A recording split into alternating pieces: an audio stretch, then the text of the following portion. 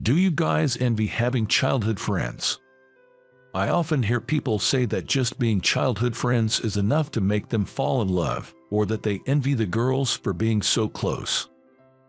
But in reality, being childhood friends can sometimes hinder the development into romance and can bring its own set of challenges. Today, I'll share my story. My name is Tyler. My life, well, it was often envied by others, especially by other guys. Because I have a childhood friend of the same age. Her name is Anna. I honestly can't remember when Anna and I started hanging out. By the time I realized it, she was already by my side. Our houses are next to each other, and our parents are friends. As a matter of course, we were close as a family, playing together and going to and from school together. It's like having a sister living next door, a presence that is expected to be there. That was Anna for me. She is cute, has a good personality, and is caring, so having such a childhood friend, I was often envied. But to me, she is a childhood friend and family. So even when others envied us, I didn't find anything special about it because being childhood friends means being too close, which has its perks. Also, our rooms are right next to each other. Open the window, and you can easily see each other's faces. It's coincidental, but thanks to that, we talked almost every day even though we went to different high schools, and since I am not a morning person, Anna woke me up every morning. Her way of waking me up was quite unique. There are romantic comedies where childhood friends come into the room through the window because their houses are close, but it's dangerous. No matter how close, it's the second floor. It would be disastrous if an accident occurred. So, the method Anna adopted was, she used to knock on my window with a broomstick. "Tyler, it's morning. Wake up," Anna would say and wake me up. My mornings always started with Anna's voice, and it continued even when we each got a girlfriend or a boyfriend. You'd think, why don't you stop when you get a girlfriend or a boyfriend? But we are family, so we have nothing to be guilty of. That's why we could do it. Well, I wouldn't recommend it though, as it may be misunderstood. So Anna and I were always together. Even when we went to different schools or got jogs, our bond continued. As adults, we also went out for drinks every Friday. The best companion to share our complaints about being new to the workforce. Our relationship settled as family without progressing into anything more. Even as we became adults and quite some time had passed, it remained unchanged. Darn, I got dumped again. The drinking sessions that used to be gripe fests with Anna had lately turned into occasions for her to listen to my complaints. Well, occasionally, it's Anna who does the complaining. However, overwhelmingly, I tend to be the one complaining more. Moreover, the content is usually about being dumped by my girlfriend, such "are you a teenager or something" kind of stuff. Well, that was fast. Didn't you guys just start dating last month? Yeah, I thought this time it would last more than 3 months. I was reasonably popular at the time and had a girlfriend. But for some reason, it never lasted long, breaking up within 3 months no matter how hard I tried. At first I was in shock, crying and drinking, but lately I was drinking out of desperation because I had been rejected so many times. Anna, with a bemused smile, would comfort me in such times. "So, why did you get dumped this time? Wasn't it cheating last time? This time," she said, "I was boring." Haha, that's quite a harsh comment, isn't it? Anna shrugs and laughs at my response. With a laugh, she says, "Cheer up," handing me my favorite dish. Anna has grown into a beautiful and kind-hearted adult. Yet, she didn't have a boyfriend. But it was not because her relationships didn't last. she simply remained single.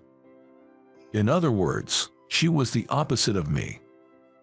That's why she brushed off my complaints with a laugh, and that's why I found it easy to talk to her. Do I really come off as that boring? I do try to surprise her and all. Maybe your surprises aren't hitting the mark. Ack. I was at a loss for words. Because I was terrible at surprises. No matter how hard I tried, somehow it came up empty.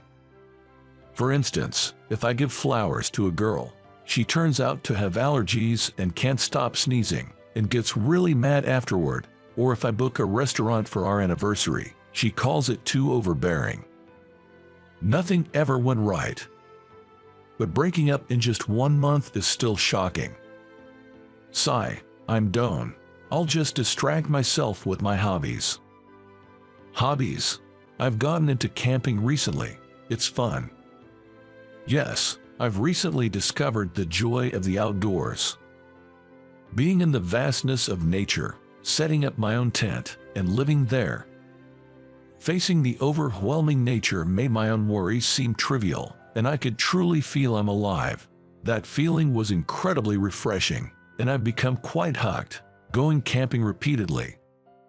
When I told Anna about it, her eyes widened. Well, I've wanted to try it, but it's risky for a woman to camp alone. I'm so jealous. So, want to come along? Really, can I? Anna was surprisingly interested, so with the pure thought of I can have a camping buddy, I invited her to camp. I have most of the necessary stuff, so I asked Anna to prepare personal items like changes of clothes and sleeping bags. I gave her a proper list, and she said, "Yay, I'm looking forward to it," with excitement. I too was eagerly anticipating the camping trip with Anna. When the camping day finally arrived, it was a beautifully clear day, perfect for camping. Moreover, we were fortunate to secure a very good spot, elevating my spirits. With both the weather and the scenery so nice, Anna was equally thrilled. Amazing, such a beautiful view. Cool, isn't it? Yeah, thanks for bringing me to such a wonderful place. Anna is in high spirits, shining a sparkling smile my way. Her smile under the clear blue sky was breathtaking. For a moment, I was struck. Wait, was Anna always this gorgeous? Sure, she's beautiful, but I had never seen her as a member of the opposite sex before. So, I hadn't recognized her beauty. What's wrong, Tyler? Caught off guard by her beauty, I looked away when Anna tilts her head and looks at me. Being in a place rich in nature, different from the city, made her face stand out more, causing me to avert my eyes. No, it's nothing. Let's set up the tent. It will require some effort, so can you check the food supplies, make sure nothing's spoiled? All right, understood. To keep distance, I reluctantly asked Anna to check the food. It's just because of this place that I am seeing Anna in a special light. Or so I thought, as I set up the tent, but my heart was racing more than usual. No, Anna is family. Not in a romantic way. Or, I wasn't supposed to be. But, wow, Tyler, you can do anything. It's nothing, just a knack to set up a tent. Don't be modest. I respect you because I can't set it up as neatly. Just by receiving praise from Anna, who usually takes care of me, I felt overjoyed. So, I tried a bit harder. I strived to look cool while camping. For example, when we were making hot sandwiches, Anna, struggling with the sandwich maker, said, "How does this work, Tyler? Help," as she came to me with a sandwich maker jammed with overstuffed ingredients. "Hey, you put too much. If you do that, it won't close, you know." Laughingly teaching her how to use it and the right amount to put in. When I finished setting up the meal while she was working on other stuff, she was extremely surprised. "What, you've already done?" Since Anna was a camping newbie, there were things she didn't know. I wanted her to purely enjoy camping today, so I acted a bit, rather very cool. But because of that, I used to think everything I ate out was good, but what you cooked for me tasted the best. It made my efforts worthwhile.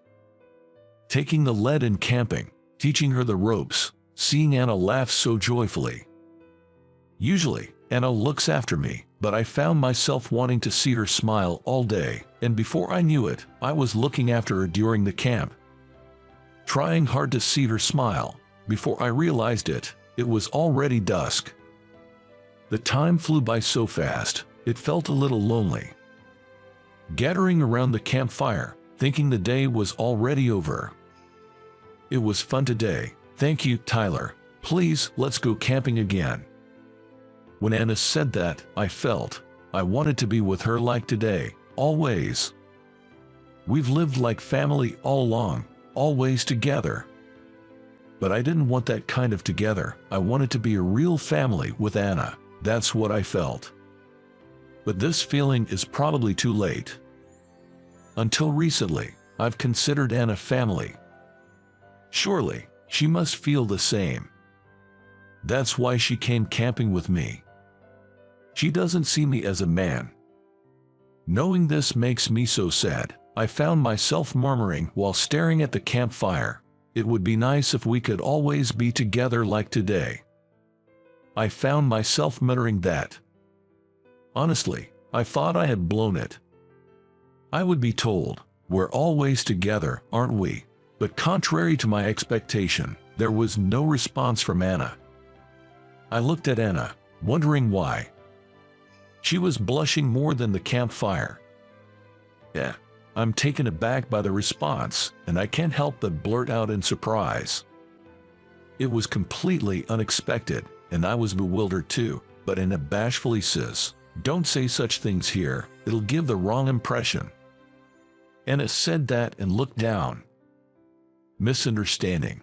No, could it be? What? I nearly fell off my chair in turmoil, hastily steadying myself. Seeing this, Anna sighs deeply. Really, I've thought this all along. I would never dump Tyler in just a few months, and I know all your good and bad points. I knew you only see me as family. That's why you could invite me camping, right? Realize it already, dummy. I'm not the kind of girl to spend a day with a guy who has no interest. She said this, ears red, and looked at me. Those eyes were indeed very feminine, and I caught my breath. Since when? Well, probably around the time we became adults. I was shocked when I heard you got a girlfriend. That's when I realized. Anna, maybe feeling desperate, opens up to me. It seemed the catalyst for Anna starting to be conscious of me was our regular meetings. Meeting and talking with me nearly every week, sometimes complaining about problems. I accepted all of her, never showing any displeasure, even with her near malicious complaints. Anna could show her true self to me. Others are interested only in the beautiful, cute, and gentle me, but you were different.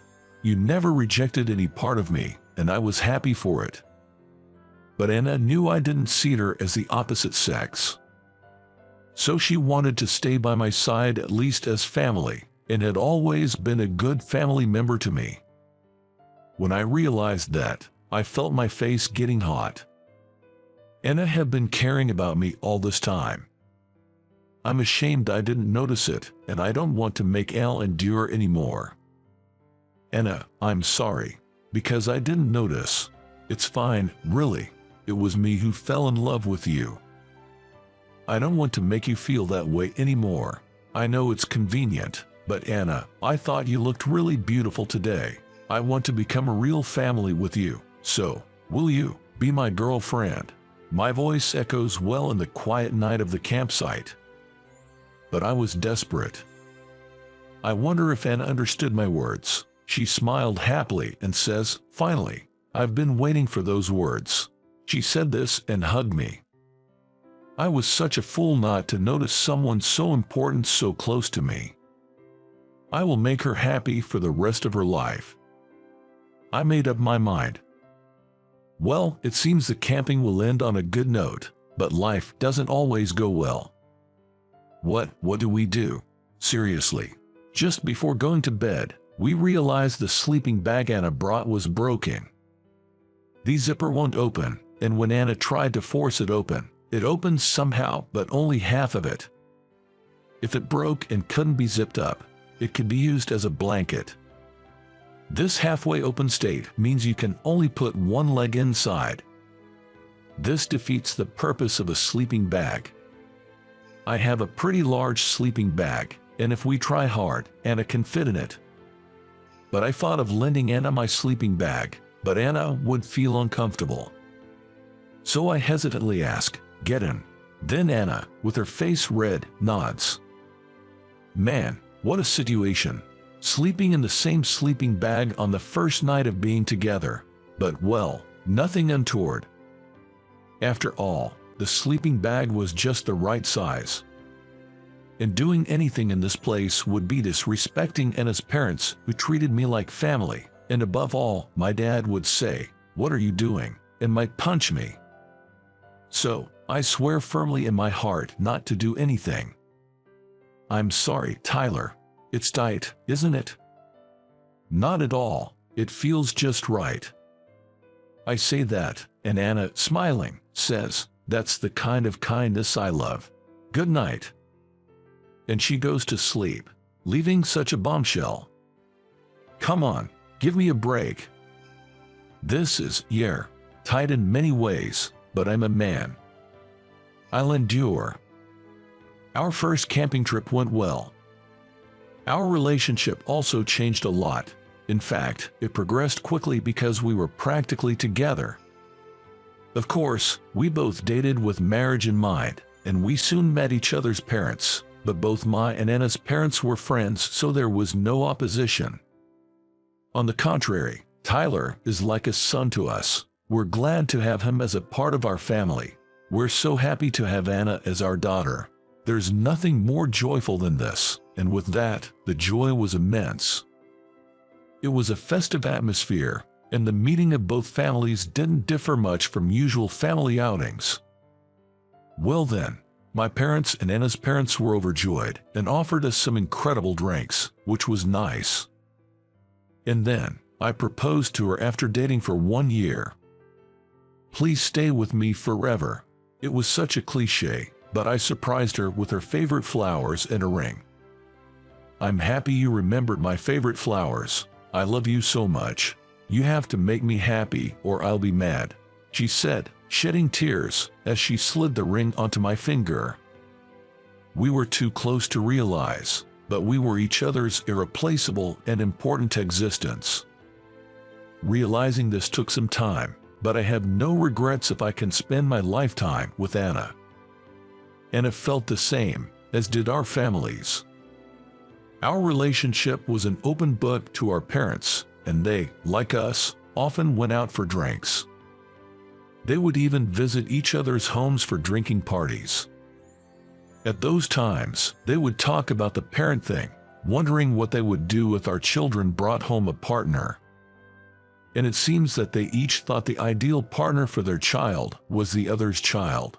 They wished that we would get together already and discussed it amongst themselves. Really, outsiders have their own thoughts. That's why their wishes became reality, and they were probably so happy, thanks to which I didn't have to use the common greeting, "May I have your daughters in marriage?" So, with many detours, we finally became united. Now, what do you all think after hearing this? If you think having a childhood friend is nice, beware. Having a childhood friend can be troublesome. For example, on days we fight, the dining table is filled with food I dislike, and since we've been together since childhood, we can understand each other's thoughts, making surprises almost impossible to pull off. There are struggles unique to knowing each other so well. But that also means we understand and support each other when tired or troubled. This is where our story begins, but of course, it's not the end. I'll be with Anna forever and ever, and live happily. That's my wish and my life goal.